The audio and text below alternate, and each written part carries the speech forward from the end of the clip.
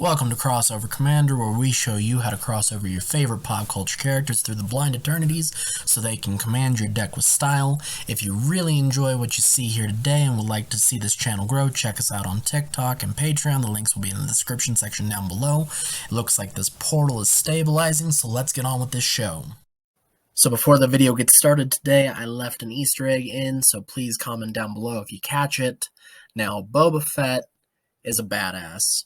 He is the galaxy's most feared bounty hunter, and he is creating a crime empire all of his own here on Tatooine as the daimyo of Tatooine, and he's pulling together some very fierce combatants throughout the galaxy between his family of the Tusken Raiders, which may or may not show up here in the near future on that show, Fennec Shan, Black Chrysanthemum, his very own Rancor.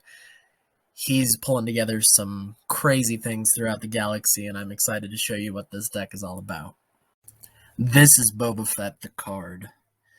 For 2, a black, a red, and a green, he's a legendary human warrior, and whenever another creature dies, you may put X +1/+1 counters on him, where X is that creature's power. This fits perfectly, because the more enemies that he takes down, the stronger he's getting as the daimyo of Tatooine, and the better his claim to rule is. So the rule 0 and power level for this deck, Boba Fett with a full arsenal can win by turn 4 and can regularly claim victory by turn 10. Boba Fett understands that a strategic mind wins battles and comes equipped with enough firepower to take down a Sarlacc. Boba Fett achieves victory through experience, brutality, and sheer force of will, and a well-placed combo doesn't hurt either. This is the perfect time to remind you that this is a crossover-themed build. With that being said, crucial cards for the theme will be added regardless of price. Cards that are not essential to fit the theme will be made as budget-friendly as possible.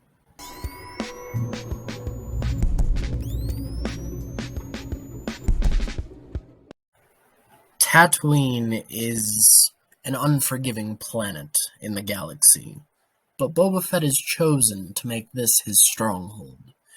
So we begin with the Desert of the Indomitable, Desert of the Glorified, and Desert of the Fervent, as well as Sun-Scorched Desert and Endless Sand.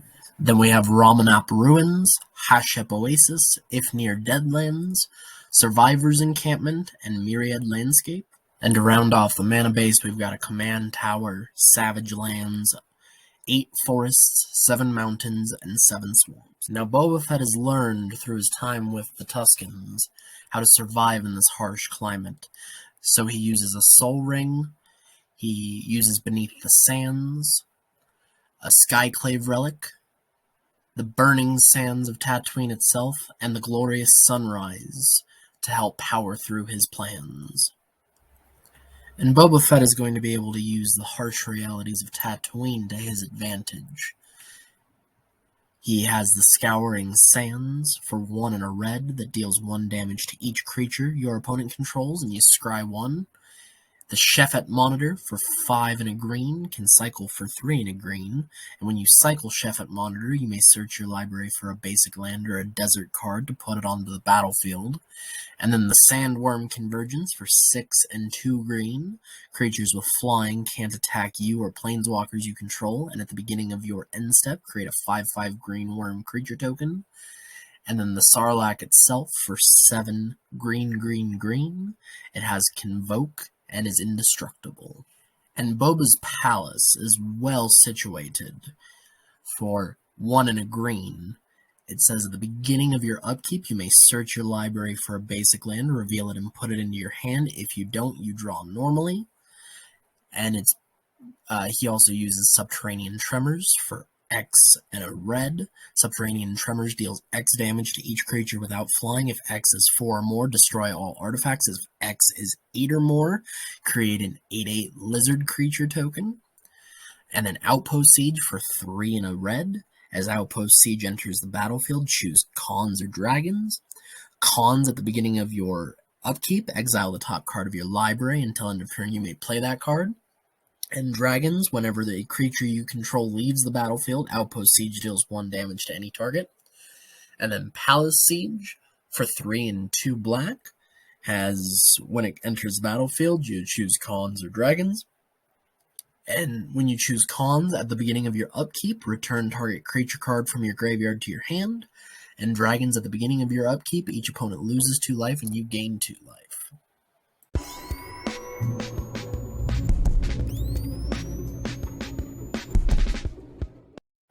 So in the coming war, Boba Fett brings all of his strength to bear. With hardened scales for 1 green, if 1 or more +1/+1 counters would be placed on a creature you control, that many +1/+1 counters +1 are placed on it instead. I know that's kind of a hard thing to say. And then for X and a red, he has Disintegrate. Disintegrate deals X damage to target creature or player. That creature can't be regenerated this turn. If that creature would be put into a graveyard this turn, remove it from the game instead. With the availability of mana that we're going to have later on in this deck, which you'll come to see, this can knock somebody out of the game. Then we have Infused with Vitality for 1 black and 1 green. Until end of turn, target creature gains Death Touch, and when this creature dies, return it to the battlefield tapped under its owner's control and gain 2 life. And then Starstorm for X and 2 red. Starstorm deals X damage to each creature. And Being Buried Alive in the Sarlacc Pit for 2 and a black taught Boba Fett some nice lessons. You search through your library for up to 3 creature cards, put them into your graveyard, then shuffle your library, and we'll be able to recur those throughout the deck. And then Hydra's Growth for 2 and a green. Enchant creature. When Hydra's Growth enters the battlefield, put a 1/1 counter on it. And at the beginning of your upkeep, double the number of 1/1 counters on enchanted creature. And then Inspiring Call for 2 and a green says draw a card for each creature you control with a +1/+1 counter on it. Those creatures gain indestructible until end of turn.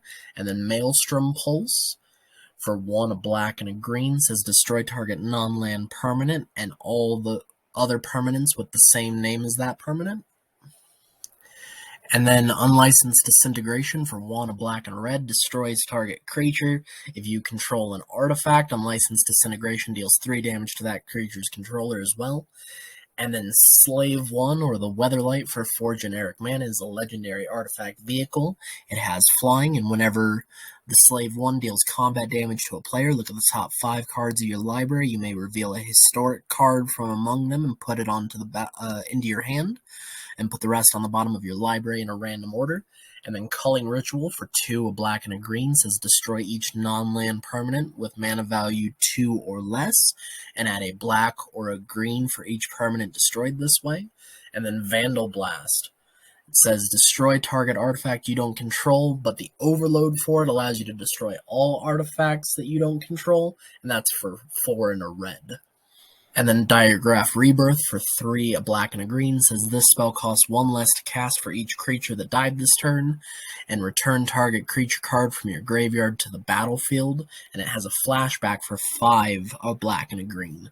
And then Death's Presence says for 5 and a green, whenever a creature you control dies, put X +1/+1 counters on target creature you control, where X is the power of the creature that died.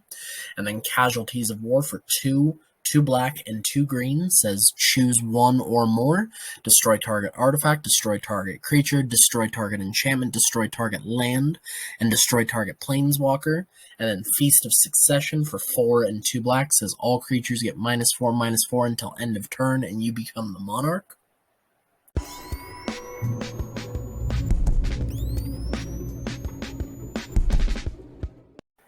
The best way for Boba Fett to preserve his honor is to gain knowledge. And to that end, we will use Dig Up for 1 green, and it has a cleave cost of 1, 2 black, and a green. It says search your library for a basic land card, reveal it, put it into your hand, then shuffle. But if you pay the cleave cost, you search for any card and put it into your hand. And then Lifecrafter's Bestiary for 3 generic. At the beginning of your upkeep, you scry 1, and whenever you cast a creature spell, you may pay an additional green if you do draw a card. And then Viridian Revel says for 1 and 2 green, whenever an artifact is put into an opponent's graveyard from the battlefield, you may draw a card. This will go great when you're fighting a token deck that's dealing with treasure tokens or food tokens or anything like that. And then Deathreap Ritual for 2, a black and a green, has Morbid. At the beginning of each end step, if a creature died this turn, you draw a card. Then we have Masterminds Acquisition for 2 and 2 black. You choose one, search your library for a card, put it into your hand, then shuffle, or choose a card you own from outside the game and put it into your hand. That won't come into play with Commander because you can't have a sideboard. And then Night Dealings for 2 and 2 black. Whenever a source you control deals damage to another player, you may put that many theft counters on Night Dealings. And for 2 and 2 black, remove X theft counters from Night Dealings and search your library for an online card with mana cost X, reveal it, put it into your hand. And then Increasing Ambition for 4 and a black. It says search your library for a card and put that card into your hand. And if Increasing Ambition was cast from your graveyard, search for 2 cards instead, and it has a flashback for 7 and a black. And then Moldervine Reclamation for 3, a black and a green, says whenever a creature you control dies, you gain 1 life and you draw a card.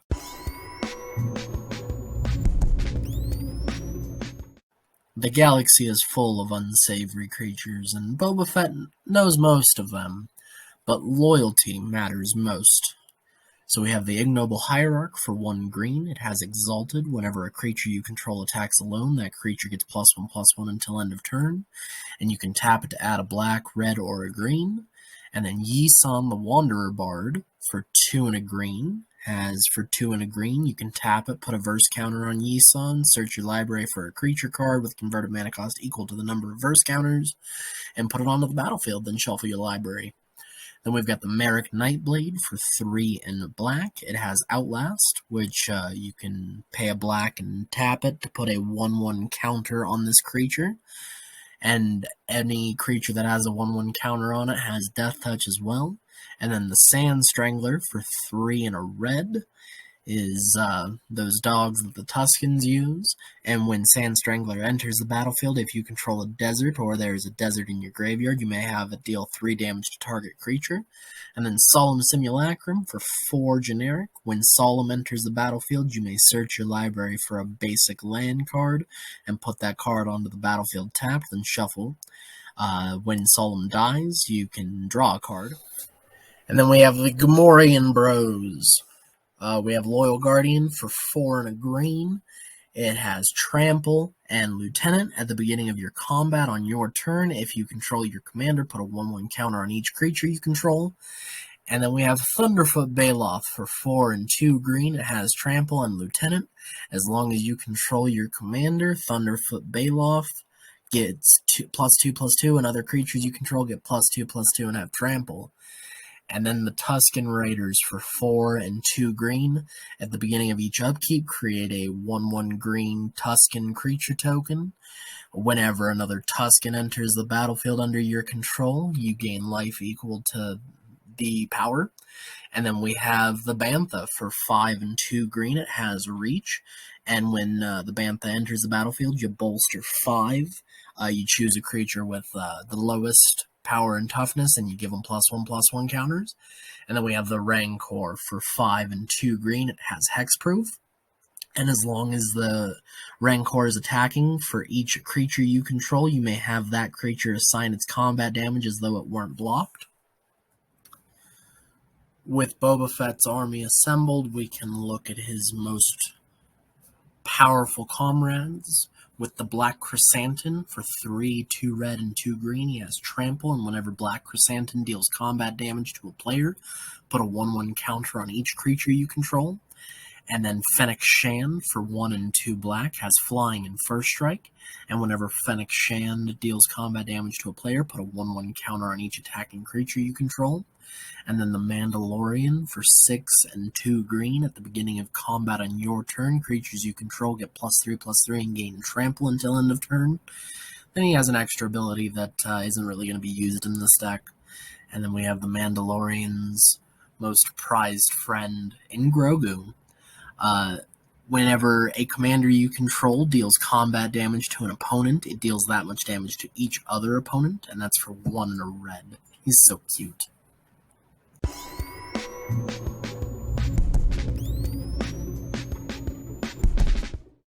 And to make sure that Boba Fett has no fear of death, we have the Back to Tank for 1.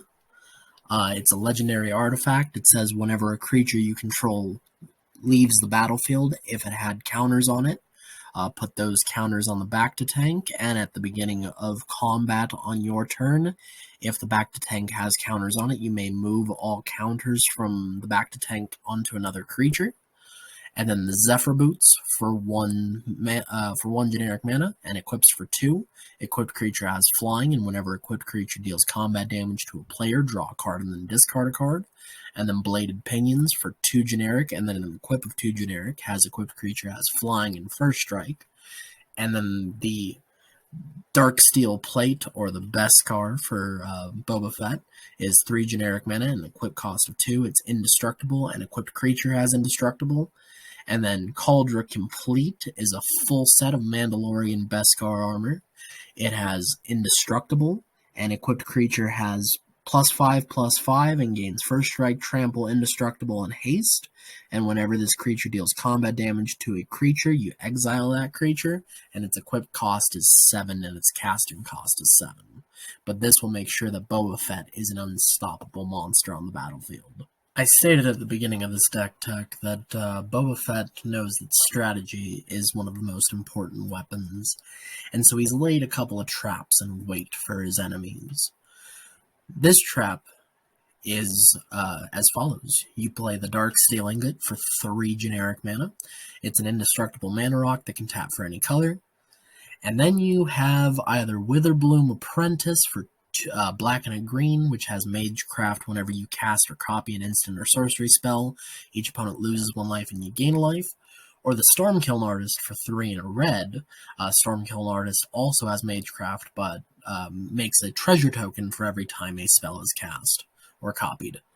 And then you play Chain of Acid targeting the Darksteel Ingot, which will subsequently put an infinite number of Chain of Acids on the stack, and then depending on whether you have Witherbloom or Stormkiln, will offer infinite damage or infinite treasure tokens. Either way you go, this is a great trick. The second combo is centered around Necrotic Ooze. For 2 and 2 black, it says as long as Necrotic Ooze is on the battlefield, it has all activated abilities of all creature cards in all graveyards, and you use the Buried Alive to get either Palladium Mirror and Pilipala, or Devoted Druid and Channeler Initiate into the graveyard. And then the Palladium Mirror Pilipala combo will create an infinite amount of any color you need, and so will the Devoted Druid Channeler Initiate avenue of this combo do the same. Now that Boba Fett has shown you why he's the perfect choice to be the daimyo of Tatooine, we can look at the price of his deck. At time of release, it's between $131 and $186, depending on where you purchase from. As always, if you're willing to play with heavily played or damaged cards, that price is going to go down. And then the stats for this deck, we've got 13 ramp spells, 7 tutors, 8 card draw effects, 6 interactions, and 9 board wipes, as well as 34 lands to round it out. This deck is an incredible amount of fun. It's super flavorful, and I hope you guys enjoyed putting it together and playing it for yourselves. Remember, this is a crossover themed build. With that being said, crucial cards for the theme were added regardless of price. Cards that were not essential to fit the theme were made as budget-friendly as possible. If you want to optimize this list, feel free to leave your upgrades in the comments section below. Most importantly, this deck is meant to be a new and engaging way to spice up your Commander games, so fun is the top priority. Thank you for watching this crossover deck tech. If you liked this video, check out our other content on YouTube or TikTok. Your viewership means the multiverse to the crossover Commander, and if you would like to become a part of this growing Terran reality, you can like, share, and subscribe. If you would like to vote on the next pop culture character to cross over, check out our Patreon where we have some awesome perks. If you have any ideas or complaints, feel free to leave them in the comments section below. Now that this portal's closing, see you next time.